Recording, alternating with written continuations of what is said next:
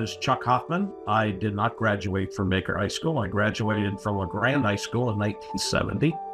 Moved to Baker with my wife in 1981 and lived there until 2019. And I am a physician. I decided to become a physician very, very late.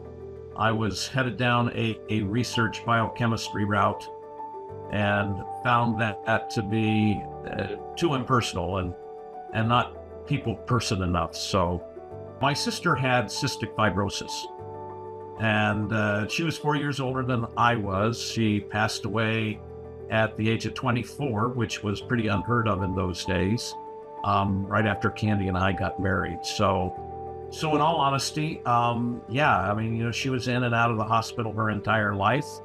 And to a certain extent, our family physician, Dr. Bill Kubler, was, he certainly served as a mentor and someone that I looked up to. So again, when the idea of medicine came up, it was attractive to me. The biggest obstacles, well, I was fortunate to do well in math and science and college. Grades were not much of an obstacle. In those days, money was not an obstacle either. I think our tuition was like $180 a quarter. It was a long and arduous process. So, so 4 years of college, 4 years of medical school, and then 3 years of residency.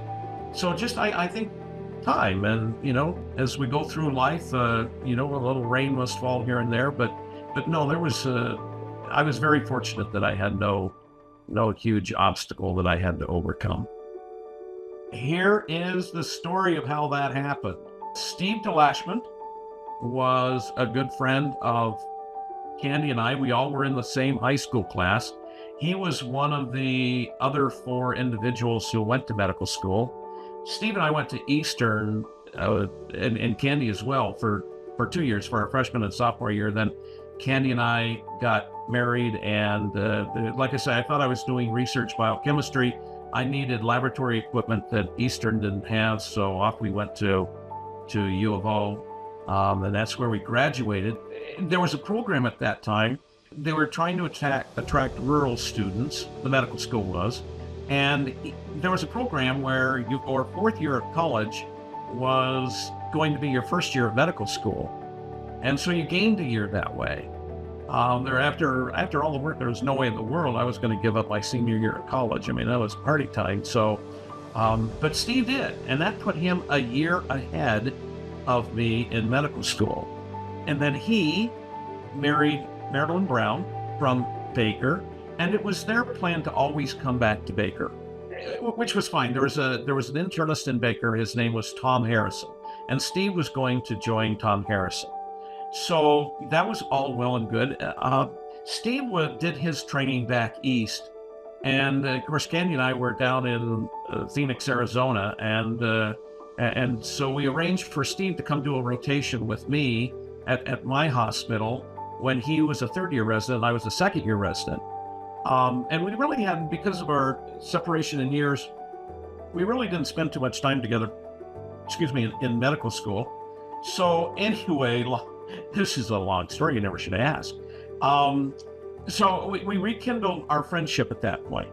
So at that point, I was going to go to Los Angeles for a fellowship in GI and join a buddy of mine from medical school there. And so Steve and Meredith came down, spent a month with us, and that was all fine and well.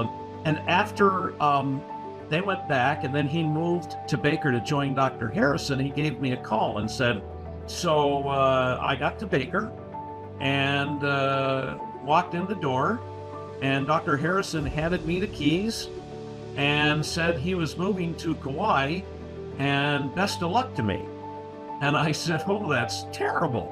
I can't believe it. He said, yeah, here I am. I'm all alone. Would you consider coming to Baker City and joining me when you get done? And I said, well, no, I have other plans. But I wish you good luck too, because you are deep in it, buddy.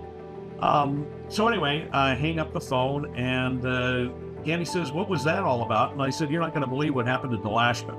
So I told her the story. She was not very excited about living in Arizona. She was less excited about living in Los Angeles. And so she said, "Why don't you just call him back and tell him that you have changed your mind?" So that's how I got to Baker. It's Larry, as I always have said, that's the best decision I never made. Okay, I was so lucky that, I got to Baker at such a wonderful time and met such wonderful people. I mean, they truly they were patients, they were friends. And some of my patients became my best friends. Step one is do well in organic chemistry. That's number one. And if you don't understand organic chemistry, get someone to help you learn it, because, if you don't do well in organic chemistry, that's still kind of the benchmark. It's crazy, but that's the benchmark. Number two, it's really, really hard, when you're a medical student to, some people are lucky, who they know what they want to do from the get-go. I've always admired my classmates who knew they wanted to be a physician, or knew they wanted to be an ophthalmologist, or knew this, when they were 6 years old. I mean, I didn't have a clue. So, I think it's important to, and medical schools realize this now, to broaden your horizons. I would have benefited from some experience, whether it was a paramedic experience or some sort of volunteer medical experience. I would have benefited from that, because I was young and cocky and pretty stupid. So I needed a couple more tools in my bag. When a person decides, if they want to enter a profession, getting some experience in that profession, I think, is very, very wise before you jump in. That's what happened to me in the laboratory.